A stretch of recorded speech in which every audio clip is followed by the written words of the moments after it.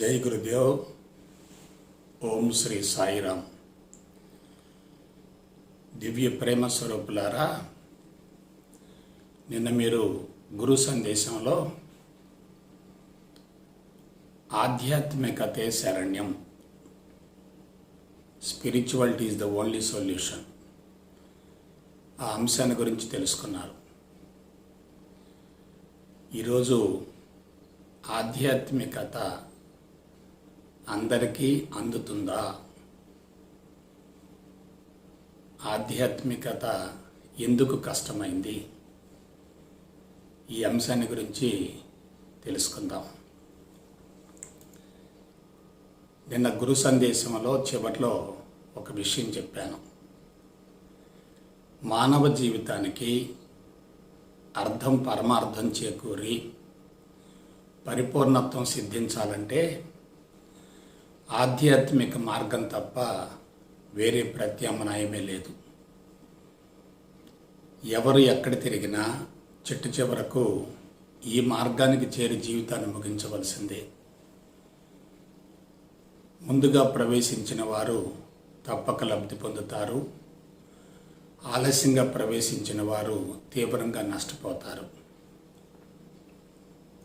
ప్రస్తుతం ప్రపంచం ఎదుర్కొంటున్నటువంటి అన్ని రకాల సమస్యలకు సమూల శాశ్వత పరిష్కారం ఒక ఆధ్యాత్మిక మార్గంలోనే ఉంది. వ్యక్తి సమస్యలకు, కుటుంబ సమస్యలకు, సామాజిక సమస్యలకు, ప్రపంచ సమస్యలకు, ప్రకృతి సమస్యలకు, for all the problems spirituality is the only solution. ఇంకా వేరే ప్రత్యామ్నాయమే లేదు. ఎవరు ఎక్కడ తిరిగినా చెట్టు చివరికి ఈ మార్గానికి చేరాల్సిందే. అందున ఆధ్యాత్మిక మార్గాన్ని అందుకొని అనుభవించి ఆనందంగా జీవించి జీవిత పరమార్థం నెరవేర్చుకునే అర్హత, అవకాశం, అదృష్టం ఉన్నటువంటి ఏకైక జాతి మానవుడే. భూమండలం మొత్తంలో 84 లక్షల జాతుల జీవరాశి ఉన్నప్పటికీ ఆనందాన్ని ప్రయోగపూర్వకంగా అనుభవించేటటువంటి అవకాశం ఉన్నటువంటి ఒకే ఒక జాతి మానవ జాతి. మానవుడు ఆ విధంగా అనేక రకాల విశిష్టతలను, ప్రత్యేకతలను సంతరించుకున్నాడు. అయితే ప్రస్తుత ప్రపంచానికి ఆధ్యాత్మికత చాలా అవసరం కదా. అదే సమూల శాశ్వత పరిష్కారం కదా. మరి అటువంటి ఆధ్యాత్మికతను ఎందుకు అందరూ అందుకోలేకపోతున్నారు? దానికి మూల కారణం ఏమిటి? దీనిని గురించి తెలుసుకుందాం. ఆధ్యాత్మికత అంటే ఆత్మను గురించి తెలుసుకోవటం. ఆధ్యాత్మికత అంటే ఆత్మను గురించి తెలుసుకోవటం. తెలుసుకున్న తర్వాత ఆత్మస్థితికి చేరి సంపూర్ణ స్వేచ్ఛను పొందడం. ఆత్మ వేరు, ఆత్మస్థితి వేరు. ఆత్మను కూడా వదిలివేయగలిగితేనే ఆత్మస్థితికి చేరగలుగుతాం. ఆ ఆత్మ ఎక్కడ ఉంటుంది, ఎలా ఉంటుంది? ఆ ఆత్మ నిరాకారం, నిరంజనం, నిర్గుణం, సర్వవ్యాపితం, విశ్వవ్యాపితం. నిరాకారం, దానికి ఆకారం ఉండదట. నిరంజనం, కంటికి కనిపించదట. నిర్గుణం, దానికి గుణాలు లేవు. సర్వవ్యాపితం, అంతటా అన్నిటా వ్యాపించి ఉంటుంది. వాటికి వెలుపల కూడా ఉంటుంది. అందుకే దాన్ని విశ్వవ్యాపితం అన్నారు.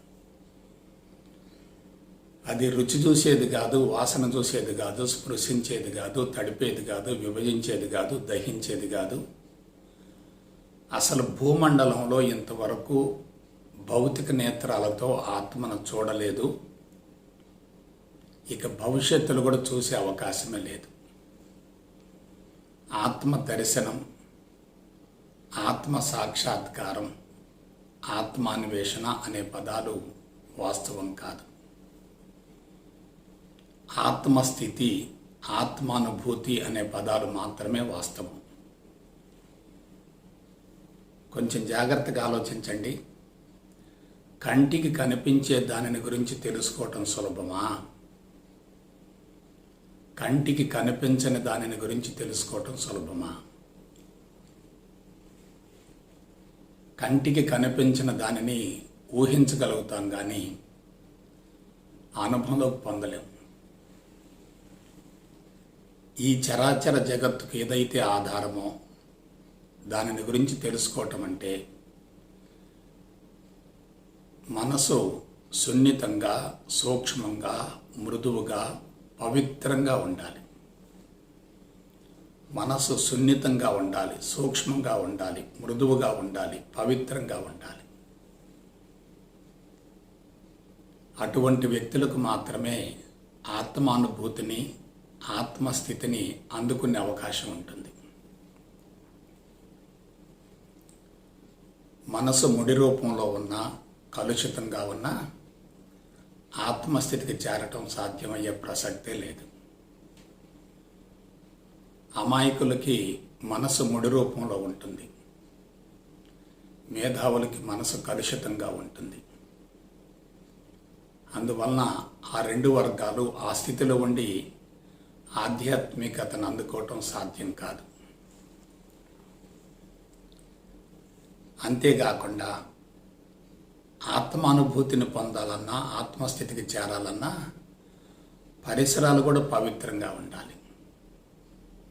నిర్జన, నిర్మానుష్య, ఏకాంత, ప్రశాంత, ప్రకృతిపరమైనటువంటి పవిత్ర స్థావరాలలోనే ఆధ్యాత్మికతను అందుకునే అవకాశం ఉంటుంది. కాబట్టి అంతరంగం ఎంత పవిత్రంగా ఉండాలో పరిసరాలు కూడా అదే స్థాయిలో ఉండాలి. ప్రస్తుతం మీరు గమనించండి, అంతరంగం కలుషితంగా ఉంది, పరిసరాలు పూర్తిగా కలుషితమయ్యాయి. అందుకని ఆధ్యాత్మికతను అందుకోవటానికి అనుకూలమైన వాతావరణం లేదు.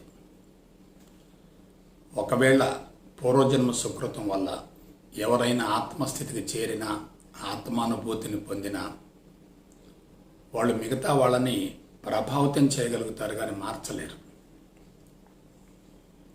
ప్రభావితం వేరు, మార్పు వేరు. ప్రభావితం అంటే ఇన్ఫ్లుయెన్స్, మార్పు అంటే ట్రాన్స్ఫర్మేషన్. గురువులతోటి, బాబాలతోటి, స్వామీజీలతోటి, ఆధ్యాత్మికవేత్తలతోటి మనం సత్సంగం చేసినందువల్ల, సత్సాంగత్యం చేసినందువల్ల అనుభూతిని పొందగలుగుతాం. తాత్కాలికంగా ప్రభావితం అవుతాం, కానీ మూల నిర్మాణం మాత్రం మారదు. ట్రాన్స్ఫర్మేషన్ అంటే మూల నిర్మాణం సమూలంగా మారటమే. మరొక విషయం చెప్తున్నాను, ఆధ్యాత్మికత అనేది ఎవరికి వాళ్ళు స్వయం అనుభూతిని పొందాలి తప్ప వేరే వాళ్ళ వల్ల సాధ్యం కాదు. అది ఒకళ్ళ నుంచి మరొకళ్ళకి మార్పిడి చేసేది కాదు, దారపోసేది కాదు, దానం ఇచ్చేది కాదు. మరొక మాటలో చెప్పాలంటే అది బజార్లో కొనుక్కునే వస్తువు కూడా కాదు. కొంచెం జాగ్రత్తగా ఆలోచించండి. మనిషి ప్రపంచం అనే మత్తులో ఉన్నప్పుడు, ప్రపంచం అనే ఆకర్షణలలో పూర్తిగా ఇరుక్కుపోయినప్పుడు, ప్రాపంచిక విషయాలే ముఖ్యం అనుకుంటున్నప్పుడు, ప్రపంచం నుండి నాకేమిటి అని పరితపిస్తున్నప్పుడు ఆధ్యాత్మికతను అందుకోవటం సాధ్యమవుతుందా? మరి ఎలా వెలుగులోకి వచ్చింది? ఎందుకు వెలుగులోకి వచ్చింది? మూల కారణం ఏమిటి? క్రీస్తుకు పూర్వం 6000 సంవత్సరాల నాడు పవిత్రమైన వాతావరణం ఉంది. నిర్జన, నిర్మానుష్య, ఏకాంత, ప్రశాంత, పవిత్ర, ప్రకృతిపరమైన స్థావరాలు భారతదేశంలో ఉన్నాయి. అందున హిమాలయ పర్వతాలు, మానస సరోవరం అనేది అటువంటి పవిత్రతను సంతరించుకొని ఉన్నాయి. అంతేకాకుండా ఆ కాలంలో ప్రపంచం మొత్తంలో సున్నితమైన, సూక్ష్మమైన, మృదువైన, పవిత్రమైనటువంటి మనసున్నటువంటి జాతి ఒకటి ఉంది. వాళ్ళే ఆర్య సంతతి. కాబట్టి ఒకవైపు పవిత్రమైన వాతావరణం ఉంది, మరొక వైపు అంతరంగ పవిత్రత ఉంది. అట్టి స్థితిలో అంతరంగం నుండి ఆత్మజ్ఞానం లావాలా గుప్పొంగి ఇటువంటి విలువైన సమాచారం వెలుగులోకి వచ్చింది. వాళ్ళు భౌతిక దృష్టిని దాటారు, సూక్ష్మ దృష్టిని దాటారు, ఆత్మ దృష్టిని అనుభవించారు. అటువంటి ఆత్మదృష్టి నుండి ఆత్మజ్ఞానాన్ని బహిర్గతం చేశారు. భౌతిక దృష్టి, సూక్ష్మ దృష్టి, ఆత్మదృష్టి. భౌతిక దృష్టి, సూక్ష్మ దృష్టి రెండూ కూడా ప్రపంచానికి సంబంధించినవి. కానీ ఆత్మదృష్టి మాత్రం పూర్తిగా పరమాత్మకు సంబంధించింది. అటువంటి విలువైన సమాచారం బహిర్గతం కావటానికి వాళ్ళు పవిత్రమైన స్థావరాలను ఎన్నుకున్నారు, సుదీర్ఘ మౌనంలో ఉన్నారు. ఏం జరిగింది? శరీరం మొత్తం కరిగిపోయింది, విశ్వశక్తి లోపలకు ప్రవేశించింది, విశ్వ శరీరం ఏర్పడింది. కళ్ళు మూసుకొని ఇంద్రియ దృష్టిని దాటారు, మనోదృష్టిని దాటారు. బుద్ధి అనంతంగా వికసించింది, ఆత్మస్థితికి చేరారు, ఆత్మజ్ఞానాన్ని వెల్లడించారు. కొంచెం జాగ్రత్తగా ఆలోచించండి. మనం ఊహించుకుంటేనే ఏదో తెలియని అనుభూతి కలుగుతుంది, కానీ వాళ్ళు ప్రత్యక్షంగా అనుభవించారు. అందుకే వాళ్ళు ఆనందాన్ని తమలోనే చూసుకొని దాన్ని వ్యక్తీకరించగలిగారు,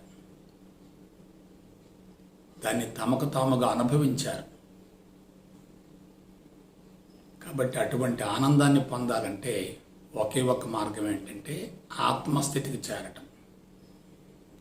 ఆత్మస్థితికి చేరాలంటే మార్గం ఏంటంటే ఆత్మజ్ఞానాన్ని శాస్త్రయుక్తంగా తెలుసుకోవటం. వాళ్ళు శరీరం కరిగిపోయిన తర్వాత వాళ్ళ నోటి నుంచి వచ్చేటటువంటి పవిత్రమైన దివ్య శబ్దాలనే మంత్రాలు అన్నారు. ఈ మంత్రాలు ఎలా బయటకు వచ్చాయి? బయట కనిపించే ఆకారం ఎలా ఉంటుందో దానికి సంబంధించినటువంటి శబ్దం లోపల నుంచి బయటకు వచ్చింది. బయటదేమో రూపం, లోపలదేమో నామం. ఆ నామం రూపం రెండు ఒకే స్థాయిలో ఉంటే, ఒకే స్థితిలో ఉంటే, రెండు సమన్వయమైతే దాన్నే ఋతంబర ప్రజ్ఞ అన్నారు. ఇంకొక విషయం చెప్తున్నాను, ఇది మామూలు స్థాయి వ్యక్తులు అందుకునేది మాత్రం కాదు. అందరికీ అందితే దానికి గిరాకీ ఎందుకుంటుంది, డిమాండ్ ఎందుకుంటుంది? ఇవాళ ఆధ్యాత్మికవేత్తలు కానీ, స్వామీజీలు కానీ, బాబాలు కానీ, గురువులు కానీ పూజలు అందుకుంటున్నారంటే దానికి మూల కారణం ఆర్య సంతతి బహిర్గతం చేసినటువంటి ఆధ్యాత్మిక మార్గమే. వాళ్ళ వారసత్వమే వీళ్ళంతా కూడా. అయితే ఒక విషయం చెప్తున్నాను. ఇంతకుముందు గురు సందేశాలు ఒక మాట చెప్పాను. భారతదేశానికి ఆధ్యాత్మికత వరం కాదు, శాపం అన్నాను. ఆధ్యాత్మికత వల్లే భారతదేశం బలహీనపడింది అన్నాను. ఇతర దేశాలు మొత్తం భౌతికవాద మత్తులో ఉంటే భారతీయుడు ఆధ్యాత్మిక పిచ్చిలో ఉండి ఆధ్యాత్మికతను అందుకోలేక వీళ్ళు కూడా భౌతికవాదపు మత్తులో పడి రెండింటికి చెడ్డ రేవడి మాదిరిగా తయారయ్యారు. ప్రస్తుతం భారతీయుల యొక్క అంతరంగం ఎలా ఉందంటే, పాశ్చాత్య నాగరికతను జీర్ణించుకోలేక, భరించలేక, ఆధ్యాత్మికతను అందుకోలేక అడకత్తెరలో పోకచెక్క వలె ఘర్షణ పడుతున్నారు.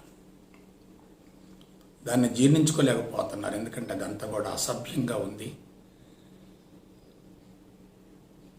భౌతికవాద మత్తులో ఉంది, ప్రకృతిని పతనం చేస్తుంది, ప్రపంచాన్ని సమస్యల సుడిగుండంలోకి నెడుతుంది.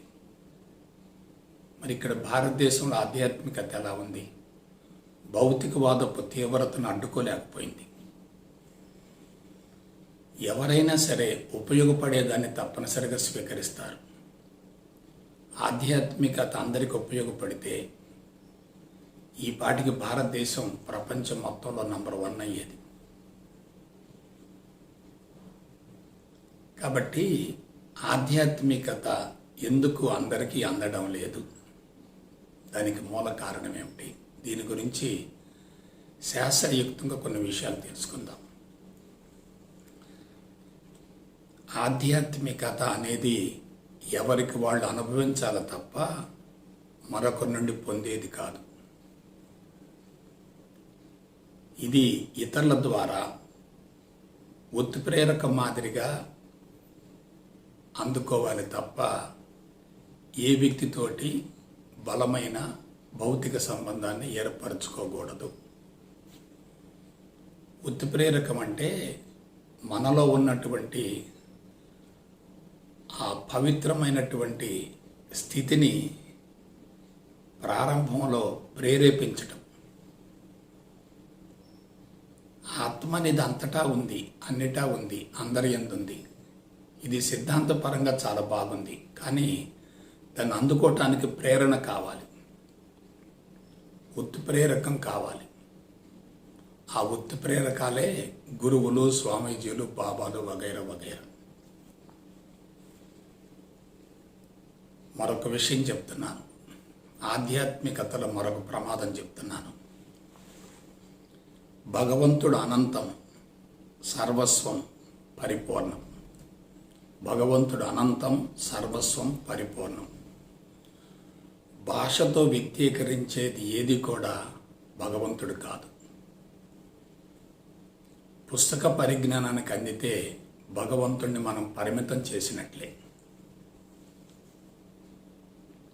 భాష అనేది ఇంద్రియ మట్టానికి సంబంధించింది, ఆలోచన అనేది మానసిక మట్టానికి సంబంధించింది. ఆలోచనలను కూడా అధిగమించగలిగితే ఆత్మ యొక్క స్థితిని అందుకోగలుగుతాం. ఏమైంది? ఎంతో విలువైనటువంటి ఆధ్యాత్మిక సంపద మొత్తం కూడా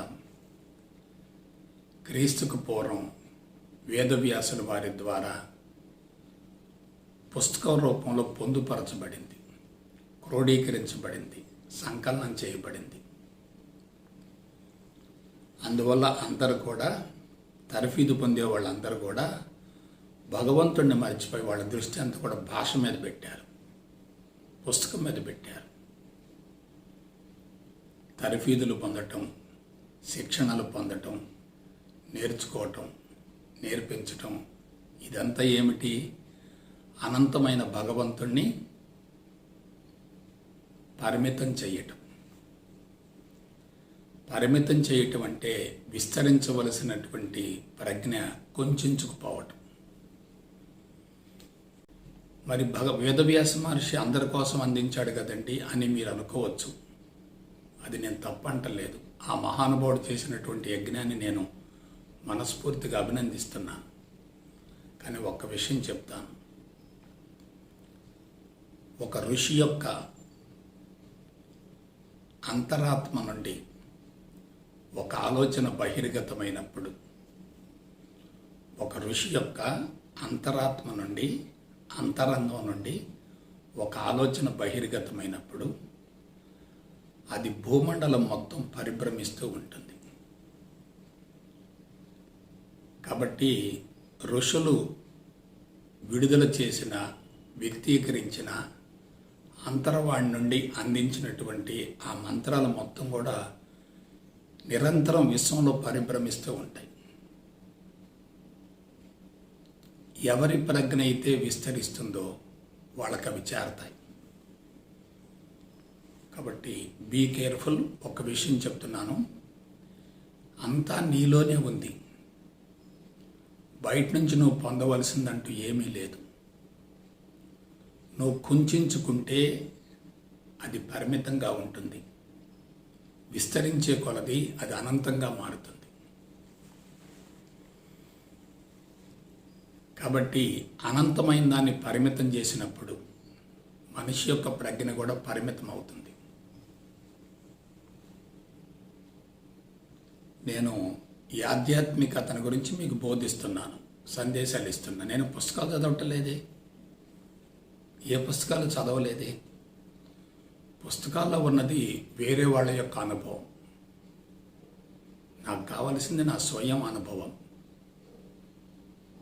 మరి మీకెందుకు ఇస్తున్నానంటే మీరు కూడా పొరపాటున ఇరుక్కుపోకుండా మీ అంతటి మీరు స్వతసిద్ధంగా ఆలోచించుకోవటం కోసం, అన్వేషణ చేయటం కోసం, విచారణ చేయటం కోసం, విశ్లేషణ చేయటం కోసం, వివేకాన్ని పెంపొందించుకోవటం కోసం ఇది అందిస్తున్నాను.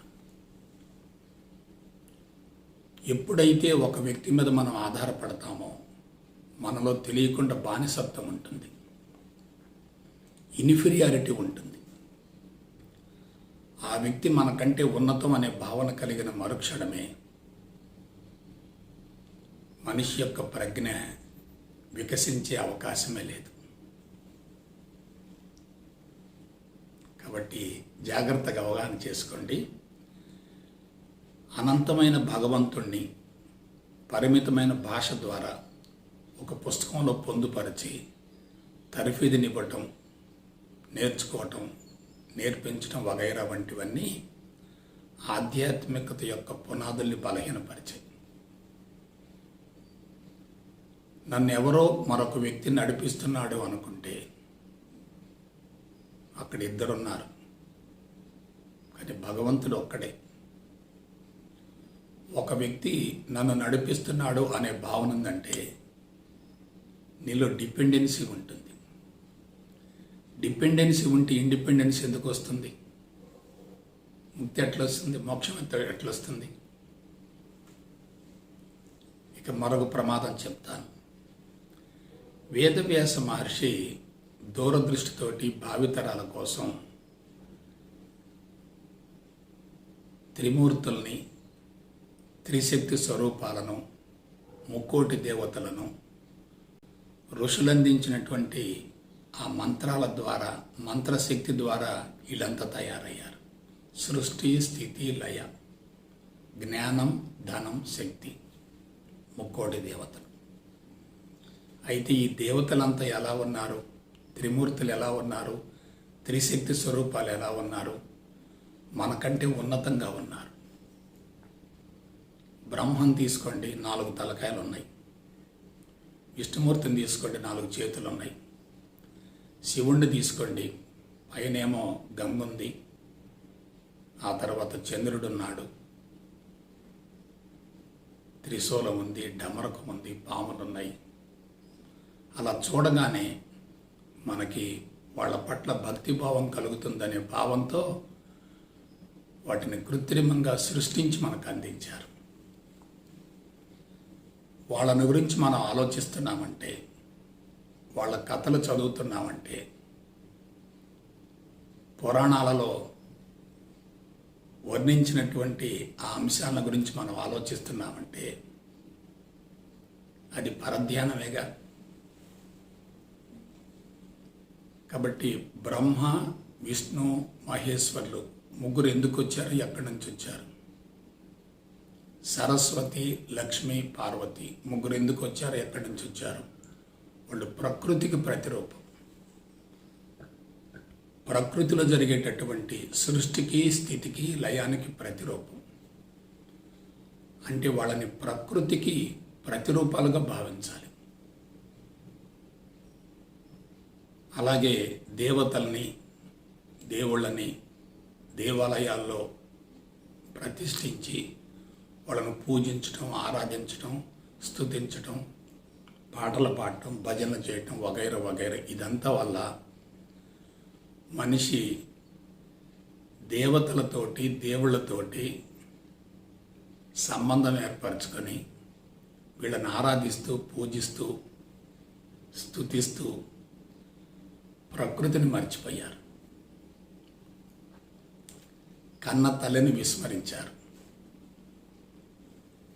కాబట్టి ఎప్పుడైతే ఒక విగ్రహంతోటో, ఒక రూపంతోటో, ఒక వ్యక్తితోటో సంబంధం ఏర్పరచుకుంటామో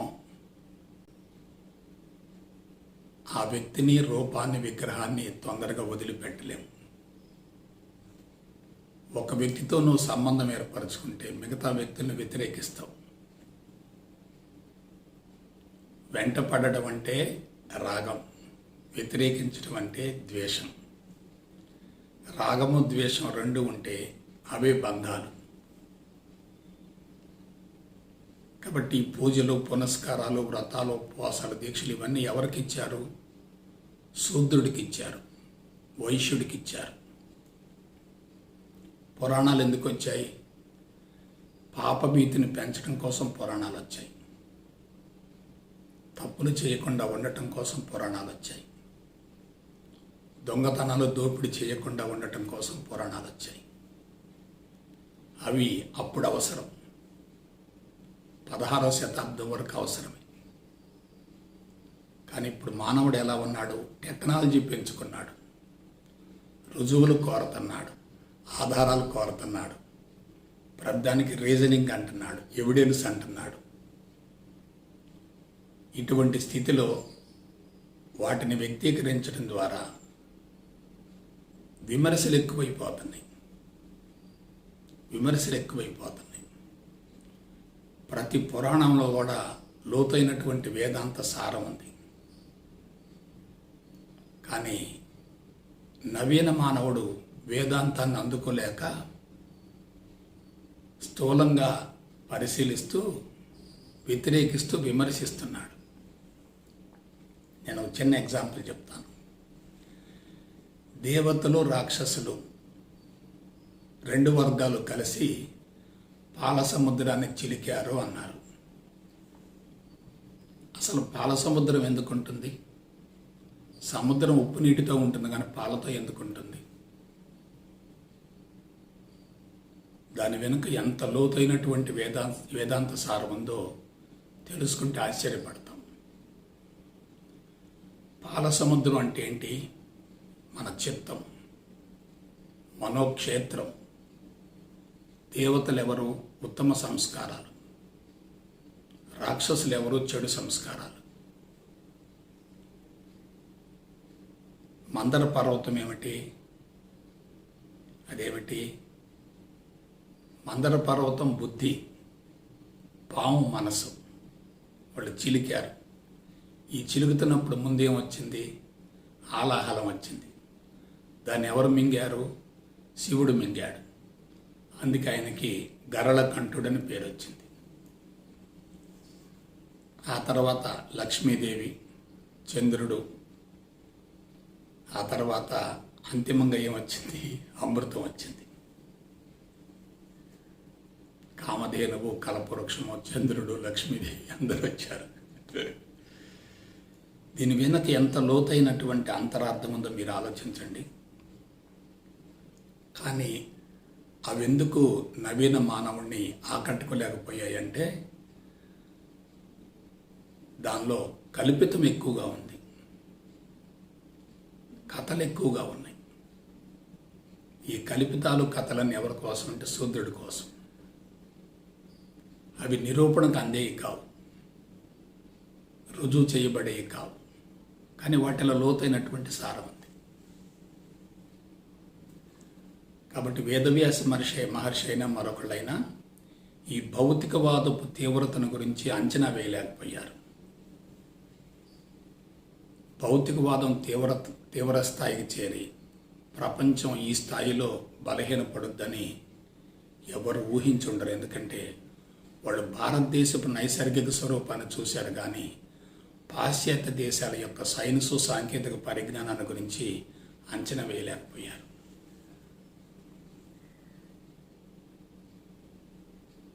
ఇంకొక విషయం చెప్తున్నాను. ఈ పరిణామ క్రమంలో ప్రచారాలు పెరుగుతూ వచ్చాయి. ప్రచారాలు పెరుగుతూ ఉన్నప్పుడు అందించే వాళ్ళు ఒకడు ఉంటారు, అందుకునే వాళ్ళు ఒకళ్ళు ఉంటారు. అందించే వాళ్ళు ఒకళ్ళు ఉంటారు, అందుకునే వాళ్ళు ఒకళ్ళు ఉంటారు. అందుకునే వ్యక్తి అందించే వ్యక్తి మీద ఆధారపడతాడు. అదే డిపెండెన్సీ అంటే. ఇతరుల మీద పడటం అంటే స్వతహాగా లోతుగా విశ్లేషించేటటువంటి స్థితిని కోల్పోవటం. మీరు జాగ్రత్తగా గమనించండి. బలహీనంగా ఉన్న వ్యక్తులే బలమైన వ్యక్తుల దగ్గర, మానసికంగా పరిణతి చెందినటువంటి వ్యక్తుల దగ్గర సలహాలు పొందుతూ ఉంటారు. సలహాలు ఇచ్చే వ్యక్తి ఉన్నత స్థాయిలో ఉంటాడు. సలహాల కోసం ఆరాటపడే వ్యక్తి బలహీనంగా ఉంటాడు. బలహీనంగా ఉన్న వ్యక్తి పరిణతి చెందినటువంటి వ్యక్తి మీద ఆధారపడతాడు. కాబట్టి ప్రపంచంలోకి వచ్చి ప్రచారం చేయటం వల్ల ఏమవుతుంది? మనుషులు ఇంకా బలహీనపడుతున్నారు, బంధాలలో ఇరుక్కుంటున్నారు. విధానాలు మారుతూ ఉన్నాయి. అనేక రకాల విధానాలు వచ్చాయి, అనేక రకాల యోగాలు వచ్చాయి, అనేక రకాల ధ్యానాలు వచ్చాయి, అనేక రకాల ఉపదేశాలు వచ్చాయి, అనేక రకాలైనటువంటి తర్ఫీదులు వస్తున్నాయి. ఇవన్నీ ఏమిటి? ఆధ్యాత్మిక పురోభివృద్ధి కాదు. ఆధ్యాత్మికతను ఇంకా బలహీనపరచడం. మరి స్వచ్ఛమైన ఆధ్యాత్మికత అంటే ఏమిటి? ఋషులు అందించింది. అదేమిటి? ఉపనిషత్తుల సారం. ప్రతి వేదంలో 4 భాగాలు ఉంటాయి. వేదాలు 4: ఋగ్వేదం, యజుర్వేదం, సామవేదం, అధర్ణ వేదం. ప్రతి వేదంలో 4 భాగాలు ఉన్నాయి. సంహితం, బ్రాహ్మణం, ఆరణ్యకం, ఆ తదుపరి ఉపనిషత్తు. కర్మకాండ, ఉపాసనకాండ, జ్ఞానకాండ. అల్టిమేట్ ఏంటి? ఉపనిషత్తు. ఆ ఉపనిషత్తులో ఏముంది? జ్ఞానం ఉంది. ఎప్పుడైతే విగ్రహ పూజల్లోనో విగ్రహారాధనలోనో వ్యక్తులతోటి, స్వామీజీలతోటి, బాబాలతోటి, భగవంతుడితోటి రూపంగా భావిస్తూ బంధం ఏర్పరచుకుంటామో, బంధం ఏర్పడటం చాలా సులభం, ఆ బంధం తొలగిపోవటం చాలా కష్టం. కాబట్టి అందించే వ్యక్తి ఒకడున్నాడంటే అందుకునే వ్యక్తి చేయిజాపి కూర్చుంటాడు.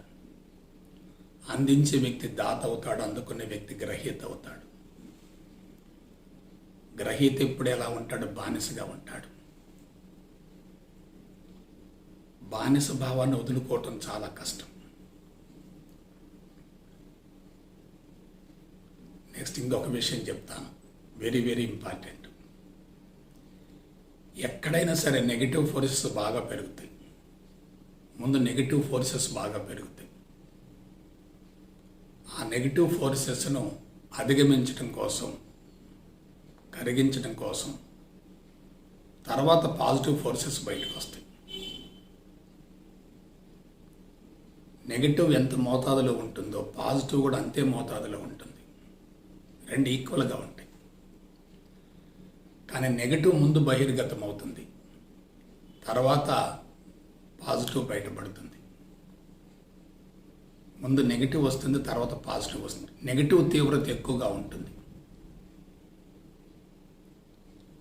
కాబట్టి ప్రకృతి ఎప్పుడైతే చిన్న భిన్నం అయిపోయిందో నెగిటివ్ ఫోర్సెస్ బాగా పెరిగినాయి. నెగిటివ్ ఫోర్సెస్ ఏ స్థాయిలో పెరిగినాయి అంటే ఎంత పాజిటివ్ వచ్చినా నెగిటివ్ని అధిగమించలేకపోతుంది. కాబట్టి ఒక్క మాట చెప్తున్నాను,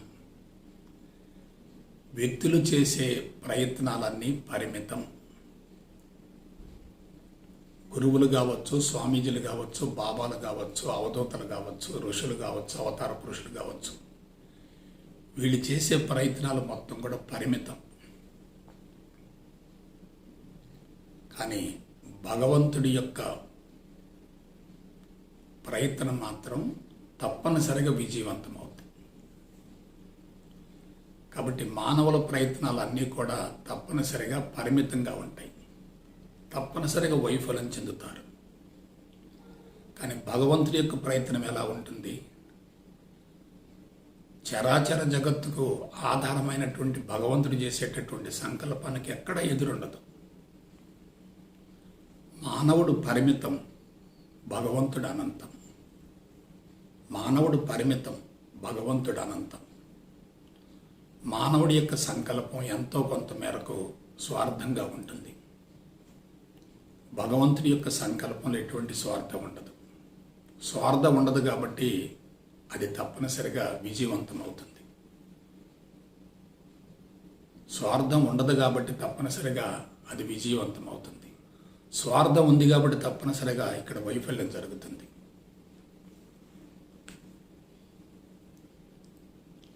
మరి భగవంతుడికి ప్రతిరూపం ఏమిటి? ప్రకృతి. ప్రకృతి తలుచుకుంటే మానవుడు ఎందుకు పనికిరాడు. కాబట్టి ప్రకృతి ఏం చేస్తుంది? తనకు అనుకూలమైన వాటిని రక్షిస్తుంది. తనకు అనుకూలంగా ఉండే వాళ్ళను రక్షిస్తుంది. ధర్మాన్ని అతిక్రమిస్తూ తనకు భిన్నంగా వ్యతిరేకంగా జీవించే వాళ్ళని తప్పనిసరిగా ముందు హెచ్చరిస్తుంది, తర్వాత శిక్షిస్తుంది, ఆ తర్వాత తప్పనిసరిగా భక్షిస్తుంది. జనాభా నియంత్రించబడకపోతే ప్రపంచం ప్రశాంతంగా ఉండదు. ప్రచారాలు జరుగుతున్నాయి కానీ మార్పు రాకపోవటానికి మూల కారణం అవసరాలు పెరుగుతున్నాయి, వనరులు తగ్గిపోతున్నాయి. పిండి లేదు, రొట్టెలు కోరుకుంటున్నారు. పిండి లేదు, రొట్టెలు కోరుకుంటున్నారు. కాబట్టి ఇక్కడ రెండు మార్గాలు ఉన్నాయి. ఒకటి, ప్రజలకు అవసరాలు తగ్గాలి, అందుకు జ్ఞానం కావాలి. జనాభా తగ్గిపోవాలి, అప్పుడు వనరుల కోసం వేట ఉండదు. జనాభా ఎక్కువగా ఉండి ఆధ్యాత్మికతను అందించిన అది చెవులోకి ఎక్కదు. వనరులు పుష్కలంగా ఉంటే పోరాటం లేదుగా.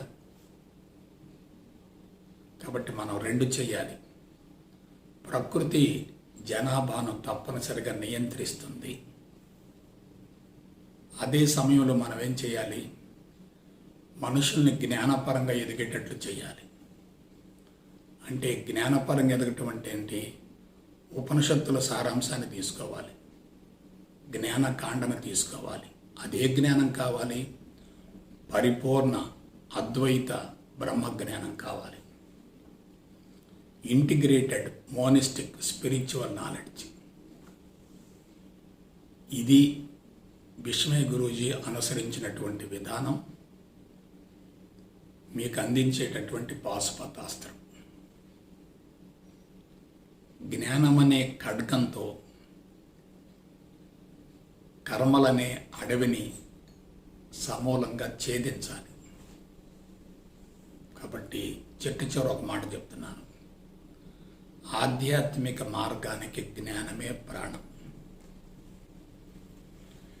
జ్ఞానపరంగా ఎదిగినటువంటి వ్యక్తి పరిపూర్ణత్వాన్ని సంతరించుకుంటాడు. జ్ఞానపరంగా ఎదగినటువంటి వ్యక్తి అసంతృప్తిగా ఉంటాడు. సంస్థలు కానీ, శిక్షణలు కానీ, వ్యక్తులు కానీ మనుషుల్ని బంధిస్తూ పరిమిత తత్వాన్ని ఇంకా పెంచుతున్నారు, పరిపూర్ణత్వానికి తీసుకెళ్ళటం లేదు. నది సముద్రంలో కలిసేంత వరకు దానికి స్వతంత్రత ఉంటుంది. సముద్రంలో కలిసిపోయిన తర్వాత నదికి సొంత వ్యక్తిత్వం ఉండదు. కాబట్టి నది నదిగా ఉండకూడదు, సముద్రంలో కలవాలి. ఇందుకు గురువు యొక్క మార్గదర్శకత్వం తప్పనిసరిగా అవసరమే, కానీ అది కూడా బంధమేనన్న విషయాన్ని మీరు మర్చిపోవద్దు. బంధాలను వదిలించుకుంటేనే మోక్షం వస్తుంది కదా. బంధాలలో ఉండి మోక్షం కోసం పరితపించడం అంటే ఏమిటి?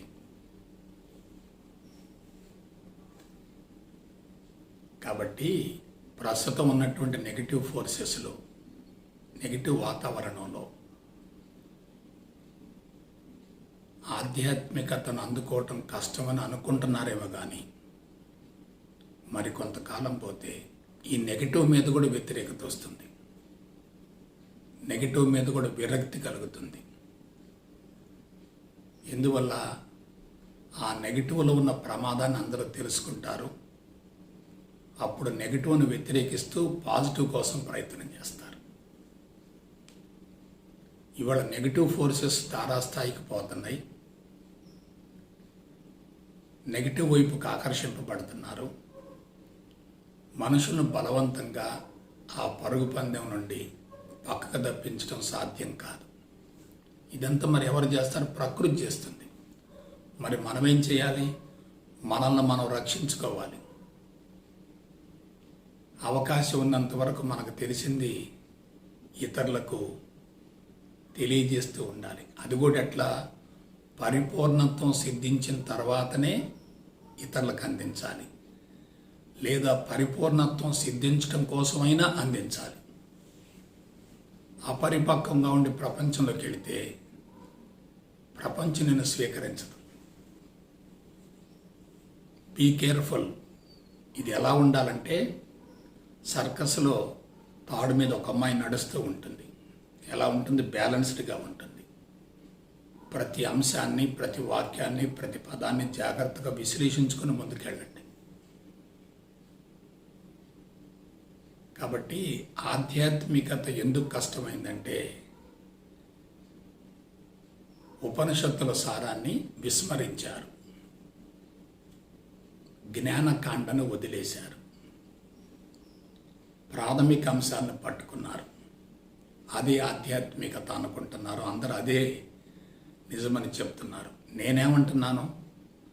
కర్మకాండ కావాలి, ఉపాసనాకాండ కావాలి, జ్ఞానకాండ కూడా కావాలి. కాబట్టి 5వ తరగతి పాస్ అయితేనే హై స్కూల్కి ఎలిజిబిలిటీ ఉంటుంది. హై స్కూల్లో 10th క్లాస్ పాస్ అయితేనే జూనియర్ కాలేజీకి ఎలిజిబిలిటీ ఉంటుంది. జూనియర్ కాలేజీలో ఇంటర్మీడియట్ పూర్తి చేస్తేనే డిగ్రీకి వెళ్తావు. ఎలిజిబిలిటీ అంటే ఏమిటి? నువ్వు దశల వారికి వెళ్ళాలి, ఇక్కడ ఇరుక్కుని పోకూడదు. కాబట్టి ఆధ్యాత్మికత కష్టమైంది అని భావించవద్దు. ఆ కష్టం కావటంలో కూడా దానికోసం అన్వేషణ జరిగే రోజులు వచ్చినాయి. కాబట్టి దానికోసం అన్వేషణ చేసేటటువంటి వ్యక్తులు ఉన్నప్పుడు, అది అంతరంగంలో ఉంది అని తెలుసుకున్నప్పుడు ఆత్మవిచారణ మొదలవుతుంది, ఆత్మ విశ్లేషణ మొదలవుతుంది,